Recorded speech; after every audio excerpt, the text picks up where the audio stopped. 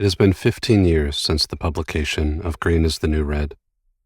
Many of the events I chronicle in this book occurred even further back than that.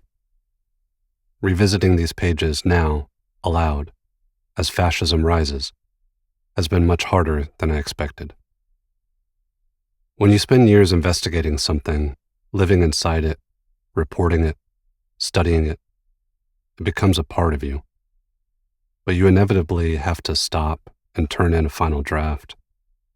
Life continues, and then, 15 years later, you sit down in a studio, put on headphones, and hear yourself warning the world about something that is now, unmistakably, here. There's a mix of emotions coming up for me as I do this, and I'm having a hard time identifying and distinguishing them.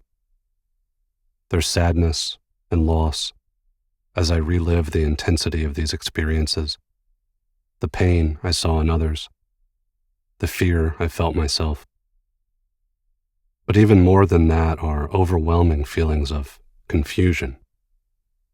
The confusion is what has disturbed me the most, because looking back at every step of the way, my warnings about the rise of fascism have been completely accurate. I've been right at every step. And yet, as I watch fascism unfurl in the United States, I'm at a loss for how to situate myself and this text. It certainly doesn't feel triumphant or vindicating. I can't tell if recording this is forcing me to relive the past or brace myself for the future. The core argument of Green is the New Red was that what was happening to animal rights and environmental activists in the years after September 11th was not an isolated story. It was the starting gun. The FBI, federal prosecutors, corporations, they were testing a new playbook for the silencing of dissent as terrorism.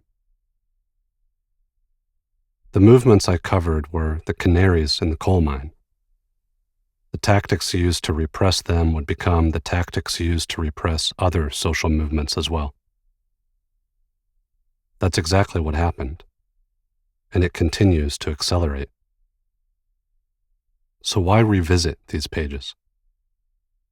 Because I believe the stories I tell here are evergreen.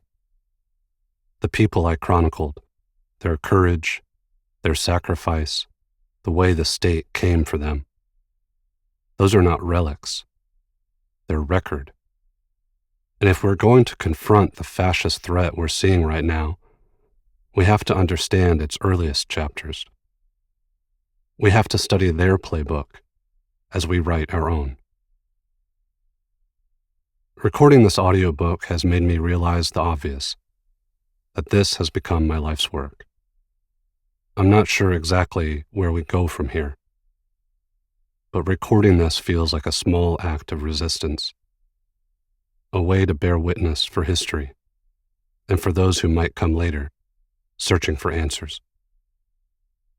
I hope this book exists not as a chronicle of past movements, but as a living document that shapes the resistance to come.